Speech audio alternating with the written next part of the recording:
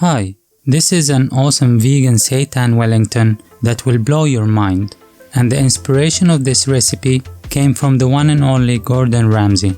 I was watching one of the most famous cooking shows where Gordon Ramsay claimed to love vegan food and then proceeded to make his version of vegan Wellington. And then this happened. He put a beetroot inside a pancake, wrapped it with puff pastry and called it a day. And that's when I thought, Gordon. I'm pretty sure I can do better than that. And you can see the result. I think it's much better than a beetroot.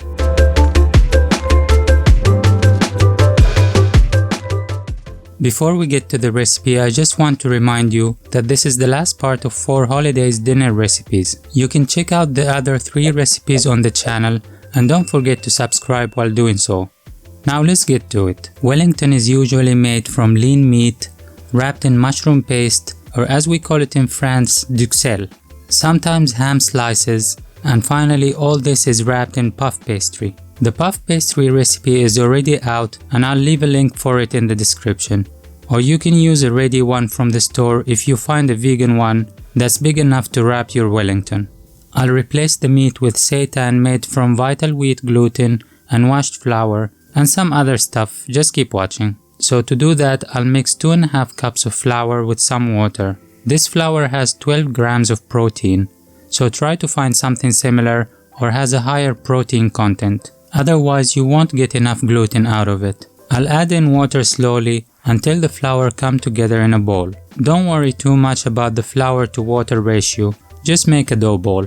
Then cover this with water and let it rest for about an hour. While we're at it, I'll also get my stash of dried mushrooms and pick the stems only. I'm gonna use around 15 grams of these mushrooms. These are forest mushrooms. Every time I ask about their name, I get the same answer, forest mushrooms. They have a very strong smell and taste, so something like shiitake mushrooms will work similar, but use any dried mushrooms if you don't have many options. I'll cover these with boiling water and let them rehydrate at the same time while the dough ball is resting in water. Now grab your blender, high-speed blender preferably, and I'll put in there 1 medium beetroot for Gordon, 1/4 cup of chopped onions, 1 vegetable cube, 1 tablespoon of soy sauce, 1.5 tablespoons of mushroom powder, which is a ground of the same dried mushrooms I used, 2 tablespoons of oil, 1 teaspoon of molasses, 3 tablespoons of water, and 1 teaspoon of liquid smoke. Now blend everything together till you get a very smooth paste. Make sure to scrape the sides of your blender so no big pieces are left there. This is what you want to end up with. Kiss your Vitamix and put it back to sleep. Now we're gonna wash the flour. I recommend doing that in the kitchen sink. This is some messy business. I'll keep squeezing the dough like that and moving it around. This washes the starch out and leaves you with the gluten only, which looks like a brain. It's funny for the first time you do it, but you get used to it. Get an extra hand or two if you can. Kids would love to help, but expect a big mess. Now that the water has a milky color and the starch is almost washed off, move the gluten to a strainer and continue washing it. But first, don't throw away the starch water. Let it sit on the counter and we will deal with it in a bit. Now keep washing the gluten until all these white starchy parts are gone, and you will end up with something like this. Once the water and starch have separated, you can now drain the water and keep this white starch. It will be a little bit hard to take the starch out, so dissolve it in the little remaining water and move it to a container and seal it well. This can stay in the fridge for a few days until you're ready to use it. There are many useful recipes for the starch water like vegan bacon, cheese, or pancakes. Maybe I'll make one video about that in the near future. Now let's get back to the mushrooms. You can use a fork or with your hands shred them into very thin strings like that. Once all are shredded, I added 2 teaspoons of the red paste to them and some smoked salt. Mix them well and let them sit there while I prepare the seitan dough. Now it's time to bring everything together. In a food processor, I measured 1 cup of vital wheat gluten. It's wheat gluten, not sure why is it vital, but anyway, 2 tablespoons of pea protein, 2/3 of the brain gluten we just washed, and keep the other third for later. And then the red paste. I'll run this for a couple of minutes till the mixture looks like minced meat. Now flip the seitan mixture on a cutting board and arrange it into somewhat lines. Make sure not to knead or press the seitan together yet, so it doesn't get tougher. Now that I have few strips of seitan, I'll add the mushrooms in between. Try to keep the mushrooms as aligned as possible in the same direction. Then some spread vegan butter on top, and finally the goat-smelling Violife Greek white cheese. I'll just crumble some pieces all around. Now this is a little tricky. I'm gonna roll everything into one log, making sure most of the mushrooms are in the middle. Now with the remaining gluten that we kept aside, I'm gonna stretch this and wrap it around the seitan. Wrap everything tightly with a plastic wrap and put it in the fridge for at least an hour. After some time in the fridge, this meat log looks like the real thing. I'll spice the board with some barbecue rub and smoked salt, then roll the seitan in it, covering all sides.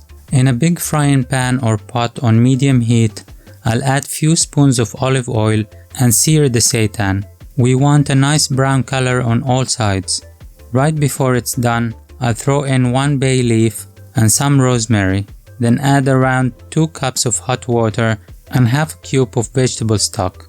I turn down the heat and I'll let this simmer for about an hour. Make sure to turn the seitan to different sides every now and then. After an hour, I took the seitan out of the simmering water. It was a bit flatter than I wanted, so I sat it on its side to compress it in the other direction. You need to let this cool down and then wrap it tightly with plastic wrap and leave it in the fridge overnight. I guess a couple of hours would be fine, but overnight will definitely improve the texture.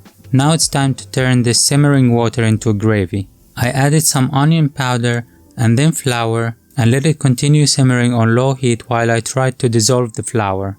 Now typically I would put the flour in a frying pan with some oil first, then add the simmering water gradually, and that would have produced a better texture, but laziness always wins.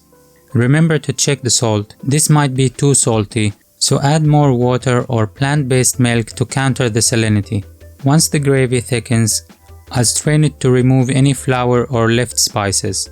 Duxelles is the easy part. Olive oil, 400 grams of finely chopped mushrooms, garlic powder, thyme and salt. Let the mushroom release its water, then after the water dries, take it off the heat and let it cool down. Now let's assemble the Wellington. After the puff pastry was defrosted, I rolled it enough to cover the seitan, added in a layer of Duxelles, seitan goes in, and then rolled everything together. I don't need to tell you to be careful doing this, so you end up with a beautiful shape. Tuck in the edges tightly and cut the extra parts. Make sure the seams are really tightly joined, cause they like to open up in the oven. Now wrap this again very tight and put it in the fridge for 1 more hour. When it's time to eat, heat up the oven to 200 degrees Celsius, unwrap the Wellington and lay it down on a sheet tray. Score it with a sharp knife. I went for diamond shapes, I think it looks pretty. I'll brush the pastry from all exposed sides and put it in the oven. Don't look at the time after that, but instead look for the dark brown color of the pastry. This will depend on your oven and the thickness of your puff pastry. So it's not fair to put time on it and then you end up with raw or burnt pastry. It's time to stop talking and let you enjoy this beauty. Happy holidays!